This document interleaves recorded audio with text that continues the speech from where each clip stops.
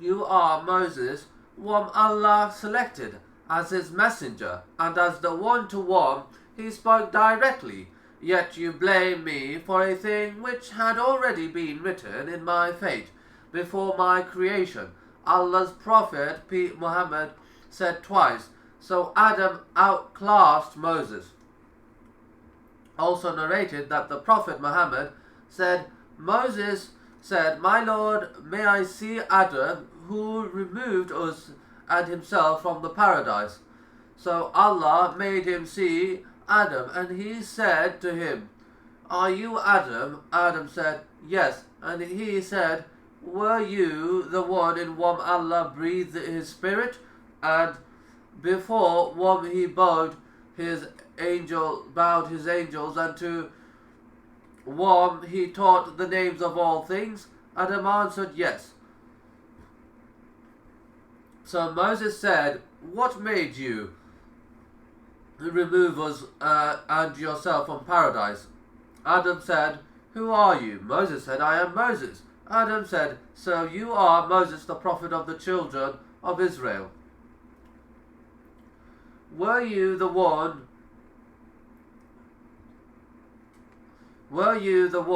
Allah spoke to directly? Moses answered, Yes. Adam said, Why do you blame me for a matter which Allah had predestined?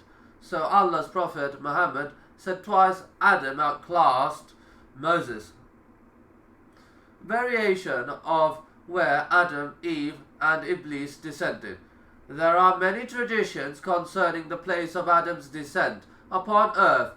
Ibn Abi Hatim narrated that Ibn Abbas said, Adam descended on land Dihna between Mecca and Taif.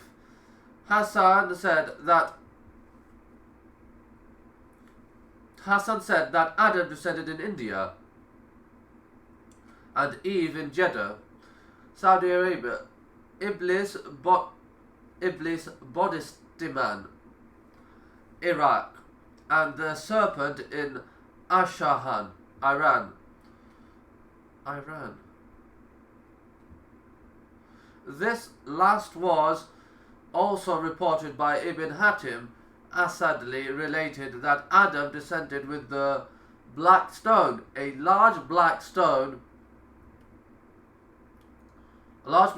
set into the wall of the Kaaba in Mecca. It is said to have come from paradise in India, and he had a handful of the seeds of paradise. He sowed them in India, and they grew into the fragrant tree therein. Ibn Umar said that Adam descended on As-Safa,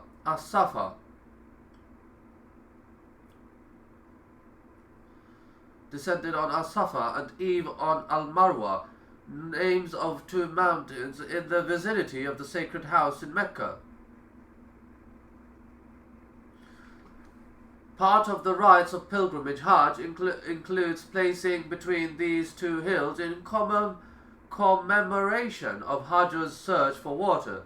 This was also reported by Ibn Hatim, reported that Abi Musa said that when Allah ordered Adam to descend from paradise to earth, he taught him the making of everything and provided him with the crops from paradise. Narrated that the Prophet Muhammad said, The best of days on which the sun has risen is Friday. On this day Adam was created, and on this day he was descended to earth. Adam's life on earth. Adam knew he bade farewell to peace, and he left paradise. On earth he had to face conflict and struggle.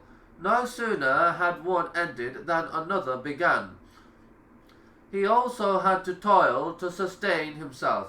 He had to protect himself with clothes and weapons, and protect his wife and children from the wild beasts. Above all, he had to struggle with the spirit of evil.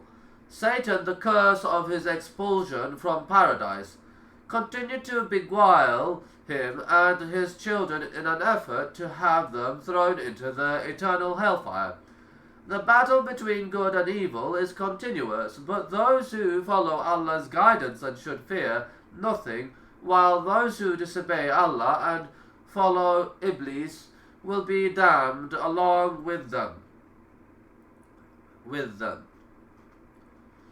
Adam grasped all of this, and with the knowledge of this suffering, he started his life on the earth.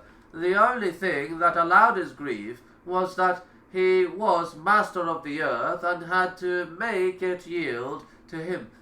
He was the one who had to perpetuate, cultivate and construct and populate the earth.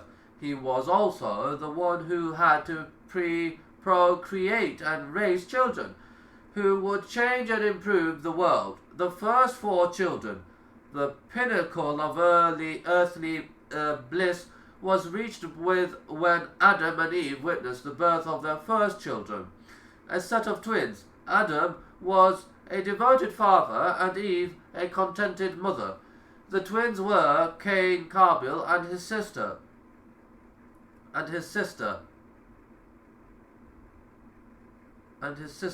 Later, Eve gave birth to a second set of twins, Abel, Habil, and his sister. The family enjoyed the bounties and fruits of the earth provided by their Lord. The children grew up to be strong and healthy. Young adults, Cain tilled the land while Abel raised cattle. Cain's disobedience. The time arrived when the 2 young men desired life partners. This was part of Allah's plan for mankind to multiply and form nations with different cultures and colors. Allah revealed to Adam that he should marry each son to the twin sister of the other. Adam instructed his children according to Allah's command, but Cain was displeased with the partner chosen for him, for Abel's twin sister was not as beautiful as his own.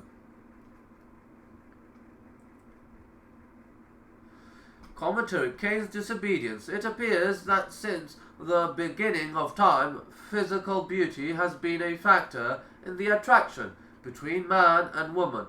This attraction caused Cain to envy his brother Abel. He rebelled against Allah's command by refusing to accept his father's advice. At first glance, Cain's rebellion might appear strange, but we should remember that although man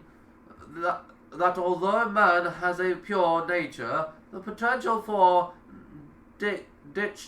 dichotomy exists. In other words, he had both good and bad qualities. He can become greedy, covetous, possessive, selfish, and even destructive. Man is therefore capable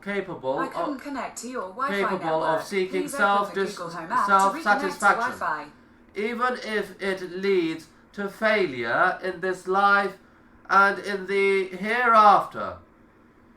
The path to goodness lies in harnessing the enemy within him, his baser self, by controlling evil thoughts and deeds and practicing moderation in his desires and actions. His reward then will be the delights of this world and the hereafter. Thus Allah tests us through our divided nature. Cain's jealousy of Abel. Adam was in a dilemma. He wanted peace and harmony in his family, so he invoked Allah for help. Allah commanded that each son offer a sacrifice, and he whose offering was accepted would have right on his side. Abel offered his best camel, while Cain offered his worst grain. His sacrifice was not accepted by Allah because of his disobedience to his father and the insincerity in his offering. This enraged Cain even further, realizing that his hopes marrying his own beautiful sister were fading. He threatened his brother, "I will kill you. I refuse to see you happy while I remain unhappy."